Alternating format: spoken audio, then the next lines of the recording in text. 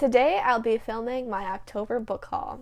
Just a couple side notes, as you can probably tell as you clicked on this video, the audio is a little bit different and I don't know how it's going to go for the next few videos. I'm trying a microphone, as you can see right here. If I was more professional, I'd try to hide this microphone, but I'm afraid if I hide it, it's going to get lost and it's going to get all muffly and stuff, so I'm not going to hide the microphone, so just ignore this little lapel microphone that I have in the corner.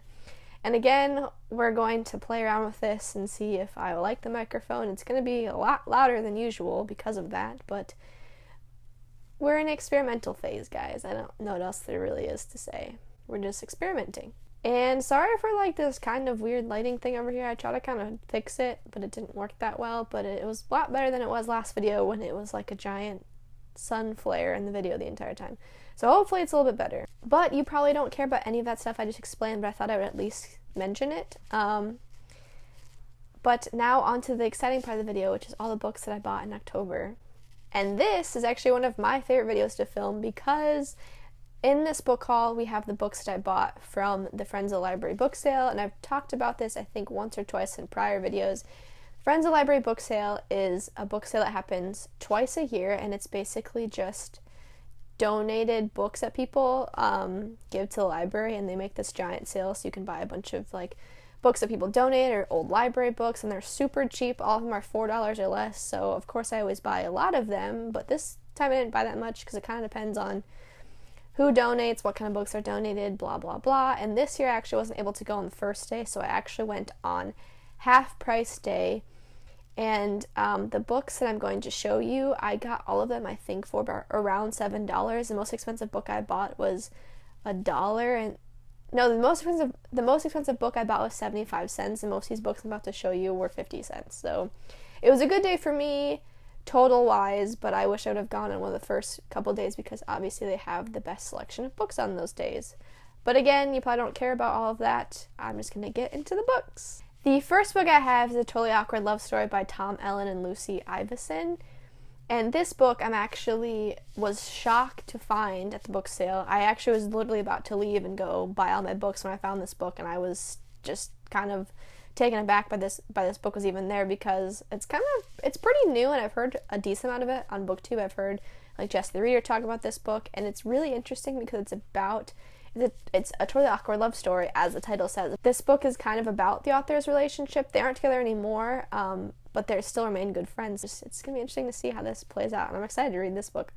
The next book I have is Look Again by Lisa Scottoline, and I've mentioned her in previous books and book hauls, and the reason I got that book is because my grandma and my cousin really, really like her, and so it was there and it was 50 cents, so I picked it up. The next book I have is Cocktails for Three by Madeline Wickham. For those of you who don't know, Madeline Wickham is the real name of the author Sophie Kinsella, and I saw a couple of her books there. On the cover it actually says that it's by Sophie Kinsella, but usually it doesn't say that, so you don't know it's by Sophie Kinsella unless you know that that's her real name. And the other Madeline Wickham book I got is The Wedding Girl. The next book I got is Wedding Night by Sophie Kinsella, and that was the last Sophie Kinsella book I bought, and I actually bought the paperback version of it on Book Outlet once, but I saw it again at this book sale for $1, and I was like, the other book's at home, I can have a copy here, it's all good.